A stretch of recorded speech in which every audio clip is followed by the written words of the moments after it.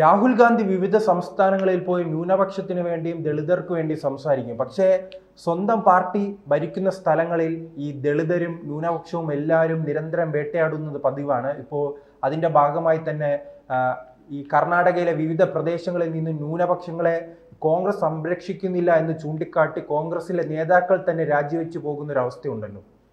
ഇതെല്ലാം സ്നേഹത്തിൻ്റെ കടയിൽ സംഭവിക്കും എന്ന് നമ്മൾ നേരത്തെ പറഞ്ഞതാണ്.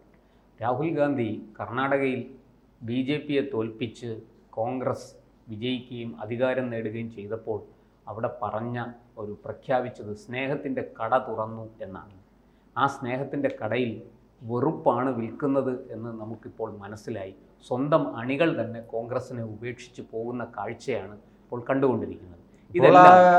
സ്നേഹത്തിന്റെ കടയിൽ നിരന്തരം കൊലപാതകങ്ങളും പീഡനങ്ങളും രാജ്യദ്രോഹ പ്രവർത്തനങ്ങളും മാത്രം നിറയുകയാണ്. അതെ, ഇതെല്ലാം അവിടെ ഭരിക്കുന്ന ഭരണകൂടത്തിൻ്റെ സർക്കാരിൻ്റെ വീഴ്ചയാണ്. എടുത്തു പറയാം, സിദ്ധരാമയ്യ സർക്കാർ അധികാരമേറ്റ് മാസങ്ങൾക്കുള്ളിൽ തന്നെ ഒരു പരാജിതമായ സർക്കാരാണ്, പരാജിതനായ മുഖ്യമന്ത്രിയാണ് എന്ന് തെളിയിച്ചു കഴിഞ്ഞു. നിരന്തരം ന്യൂനപക്ഷ പ്രീണനങ്ങൾ നടത്തി ഭൂരിപക്ഷത്തിൻ്റെ വെറുപ്പ് സമ്പാദിക്കുകയും അവരെ വലിയ പ്രക്ഷോഭത്തിലേക്കും സംഘർഷത്തിലേക്കും ഒക്കെ തള്ളിവിടുകയും ചെയ്യുന്ന നയമാണ് ഈ സിദ്ധരാമയ്യയുടെ നേതൃത്വത്തിൽ കർണാടകത്തിലെ കോൺഗ്രസ് സർക്കാർ കൈക്കൊണ്ടിരിക്കുന്നത്. അതുകൊണ്ട് തന്നെ അവിടെ വലിയ പ്രശ്നങ്ങളുണ്ട്. നമുക്കറിയാം, കർണാടകയിലെ മംഗലാപുരത്തിനടുത്തുള്ള ഭട്കൽ ഗ്രാമം ഒരു കാലത്ത് കുപ്രസിദ്ധമായിരുന്നു, കുപ്രസിദ്ധി ആർജിച്ചിരുന്നു. എന്തിനാണ്? ഭീകരപ്രവർത്തനത്തിന്, ഇസ്ലാമിക ഭീകരതയ്ക്ക് ഏറ്റവും വളക്കൂറുള്ളൊരു മണ്ണായിരുന്നു അത്. അവിടെ നിന്ന് നിരവധി ഇസ്ലാമിക ഭീകര പ്രവർത്തനത്തിന് വേണ്ടുന്ന ആൾക്കാരെ അവിടെ നിന്ന് സപ്ലൈ ചെയ്തിരുന്നു, വിതരണം ചെയ്തിരുന്നു, അവിടെ നിന്ന് വാർത്തെടുത്തിരുന്നു. ഈ ഭട്കൽ സഹോദരന്മാരുടെ, റിയാസ് ഭട്കൽ തുടങ്ങിയവരുടെയൊക്കെ കഥകൾ നമ്മൾ കേട്ടിട്ടുണ്ട്. അവരൊക്കെ ഇന്ന് ജയിലിലാണ്. ഇന്ത്യൻ മുജാഹിദീൻ എന്ന് പറയുന്ന ഒരു വലിയ ഭീകര സംഘടന വേരൂന്നിയിരുന്ന സ്ഥലമാണ് ഈ ഭട്കൽ ഗ്രാമം. അത് പിന്നീട് അവിടെ BJP ഭരിക്കാൻ വന്നു, കേന്ദ്രത്തിൽ നരേന്ദ്രമോദി അധികാരത്തിൽ വന്നു, വലിയ മാറ്റങ്ങളുണ്ടായി. പക്ഷേ ഈ BJP സംസ്ഥാന സർക്കാർ, കർണാടകയിലെ BJP സർക്കാർ പോയിട്ട് അവിടെ പുതുതായിട്ട് ഈ കോൺഗ്രസിൻ്റെ സർക്കാർ, സിദ്ധരാമയ്യയുടെ നേതൃത്വത്തിലുള്ള കോൺഗ്രസ് സർക്കാർ അവിടെ അധികാരത്തിൽ വന്നതോടുകൂടി സ്ഥിതിഗതികൾ ആകെ മാറി മറിഞ്ഞു. മുസ്ലിം സമുദായത്തിന് അന്യായമായ രീതിയിൽ സംവരണം നൽകുന്നു എന്ന ആരോപണം BJP ഉൾപ്പെടെയുള്ള പ്രതിപക്ഷ കക്ഷികൾ അവിടെ ഉന്നയിച്ചു. കാരണം ഈ പറയുന്നത് പോലെ OBC സംവരണത്തിൽ നിന്ന് മുസ്ലിങ്ങൾക്ക് പ്രത്യേകം സംവരണം കൊടുക്കാൻ ഒക്കെ സിദ്ധരാമയ്യ സർക്കാർ മുൻകൈ എടുത്തു എന്നുള്ളതാണ്. ഇത് വലിയ തോതിലാണ് അവിടെ ഈ ഹിന്ദു പിന്നാക്ക വിഭാഗങ്ങളിൽ വളരെ ശക്തമായ പ്രതിഷേധത്തിനും പ്രക്ഷോഭത്തിനും ഒക്കെ ഇത് കാരണമായി. പക്ഷേ ഈ പറയുന്നത് പോലെ ജനങ്ങളെ ഭിന്നിപ്പിച്ച് ഭരിക്കുക, ജനങ്ങളെ ഭിന്നിപ്പിച്ച് രണ്ട് തട്ടുകളിലാക്കി നിർത്തി പരസ്പരം അവരെ തമ്മിലടിപ്പിക്കുക, ഇത് സിദ്ധരാമയ്യയുടെ ഒരു പതിവ് ശൈലിയാണ്. കോൺഗ്രസിന്റെ തന്നെ കുറച്ചുകാലം അവിടെ സ്ത്രീകൾക്ക് ഉൾപ്പെടെ സുരക്ഷയില്ലാതെ ഒരു അവസ്ഥയിലേക്ക് മാറിയിട്ടുണ്ട്. ഇസ്രയേലിൽ നിന്നും ഒരു വിദേശ വനിത അവിടെ എത്തുന്നു, അവരെ പീഡിപ്പിക്കുന്ന ഒരു അവസ്ഥയിലേക്ക് പോവുകയാണ്. അങ്ങനെ ആ സംസ്ഥാനത്ത് ക്രമസമാധാനം പൂർണ്ണമായി തന്നെ തകർന്നിരിക്കുകയാണല്ലോ. അതെ, ഹംപിയിൽ വെച്ചാണ് ആ സംഭവം ഉണ്ടായത്. അവിടെ ഒരു ഇസ്രയേലി വനിത തൻ്റെ 2 സുഹൃത്തുക്കളോടൊപ്പം അവിടെ എത്തിയതാണ്. അവർ ക്രൂരമായ ബലാത്സംഗത്തിന് ഇരയായി.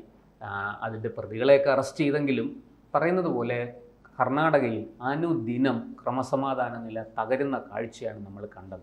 അതിപ്പോൾ ഏറ്റവും അവസാനം ഒരു ബജ്റംഗ് ദൾ നേതാവിൻ്റെ കൊലപാതകം, അതിനെ തുടർന്ന് ആരാണ് ചെയ്തതെന്ന് നമുക്കറിയില്ല. തിരിച്ചടിച്ചപ്പോൾ തിരിച്ച് ഈ മുസ്ലിം പക്ഷത്തുള്ള ഒരു പ്രധാനപ്പെട്ട ഒരാൾ കൊല്ലപ്പെട്ടിരിക്കുന്നു. ഇതെല്ലാം അവിടുത്തെ ക്രമസമാധാന നില തകർന്നു എന്ന് വ്യക്തമാക്കുന്ന ചിത്രങ്ങളാണ്. ഇത്തരത്തിൽ മാത്രമല്ല, അവിടെ നേരത്തെ BJP സർക്കാർ ഭരിച്ചുകൊണ്ടിരുന്നപ്പോൾ ഹിജാബിന് അവിടെ നിരോധനം ഉണ്ടായിരുന്നു. കാരണം ഈ പരീക്ഷയൊക്കെ എഴുതാൻ വരുന്ന കുട്ടികൾ, നമുക്കറിയാം നീറ്റ് പോലെയുള്ള പരീക്ഷകൾ എഴുതാൻ വരുമ്പോൾ ഹിജാബ് പോലെയുള്ള വസ്ത്രങ്ങൾ അനുവദിക്കില്ല, അത് ഒഴിവാക്കണം എന്ന് നേരത്തെ തന്നെ നിഷ്കർഷയുണ്ട്. പക്ഷേ ഈ കർണാടകയിൽ കോൺഗ്രസ് സർക്കാർ വന്നതോടുകൂടി അതെല്ലാം എടുത്തു മാറ്റുന്ന കാഴ്ചയാണ് കണ്ടത്.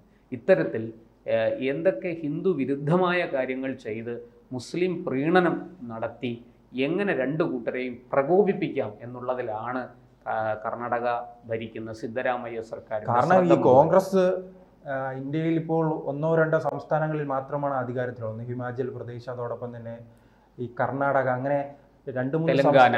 അങ്ങനെ സംസ്ഥാനത്തിൽ ചുരുങ്ങിയൊരു പാർട്ടിക്ക് ഞങ്ങൾക്ക് അധികാരം കിട്ടിയാൽ ഇങ്ങനെ ചെയ്യും അല്ലേ, അങ്ങനെ ഒരു മോഡൽ കാണിക്കാൻ കഴിയാത്തൊരു അവസ്ഥയിലേക്ക് മാറിയിട്ടുണ്ടല്ലോ. തീർച്ചയായിട്ടും കർണാടകയിലെ ഞാൻ ആദ്യമേ പറഞ്ഞല്ലോ, പരാജിതമായ സർക്കാർ. കാരണം ഇപ്പോൾ 3 സംസ്ഥാനമാണ്, തെലങ്കാന, അതോടൊപ്പം കർണാടക, ഹിമാചൽ പ്രദേശ്, 3 സംസ്ഥാനങ്ങളിൽ നിരന്തര സംഘർഷങ്ങളും ഈ ന്യൂനപക്ഷങ്ങൾക്കെതിരായ ആക്രമണവും അതോടൊപ്പം തന്നെ ദളിത് പീഡനവും എല്ലാം നിരന്തരമായിരിക്കുകയാണ്. ഇതാണോ കോൺഗ്രസ് മോഡൽ?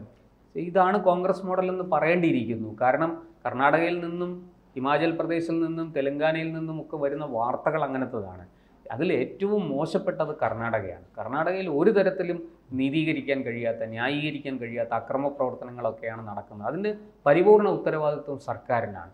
ഒരു വിഭാഗത്തെ പ്രീണിപ്പിക്കുകയും മറുവിഭാഗത്തെ വെറുപ്പിക്കുകയും ചെയ്യുന്ന ഒരു വലിയ രാഷ്ട്രതന്ത്രം, ഒരു നീചമായ രാഷ്ട്രതന്ത്രം അല്ലെങ്കിൽ രാഷ്ട്രീയം അവിടെ പയറ്റുന്നുണ്ട് കോൺഗ്രസ് എന്ന് പറയാതിരിക്കാൻ നിവൃത്തിയില്ല. അതുകൊണ്ട് തന്നെ ഈ കോൺഗ്രസിനെ സംബന്ധിച്ച് കോൺഗ്രസ് ഈ കാണിക്കുന്ന ഇത്തരത്തിലുള്ള പ്രവൃത്തികളിലൂടെ ഈ സമൂഹത്തെ പല തട്ടുകളായി തിരിച്ച് തമ്മിലടിപ്പിക്കുന്ന ഒരു പ്രവണതയാണത്. അത് വലിയ തോതിൽ കർണാടകയിലെ ക്രമസമാധാന നിലയെ തകർത്ത് കഴിഞ്ഞിരിക്കുന്നു. ഇപ്പോൾ നമുക്കറിയാം, നമ്മളെല്ലാവരും കേട്ടത് കർണാടകയിൽ വിജയിച്ച ഉടനെ രാഹുൽ ഗാന്ധി ഉച്ചൈസ്തരം ഉദ്ഘോഷിക്കുകയായിരുന്നു, സ്നേഹത്തിൻ്റെ കട തുറന്നു. പക്ഷേ സ്നേഹത്തിൻ്റെ കട തുറന്ന് ദിവസങ്ങൾക്കുള്ളിൽ തന്നെ അവിടെ വിൽക്കുന്നത് വെറുപ്പാണ് എന്ന് എല്ലാവർക്കും ബോധ്യപ്പെട്ടു. ഇപ്പോൾ ഈ സംഭവങ്ങളിൽ ഏറ്റവും ഒടുവിലത്തെ സംഭവത്തിൽ ഒരു മുസ്ലിം നേതാവ് കൊല്ലപ്പെട്ടിട്ടുണ്ട്. ഇത് മംഗളൂരുവിലെ ബണ്ടുവാൾ താലൂക്കിലെ കോൽത്തജ്വല ജുമാ മസ്ജിദ് സെക്രട്ടറി അബ്ദുൾ റഹ്മാനെയാണ് ആരോ വെട്ടിക്കൊന്നിരിക്കുന്നത്.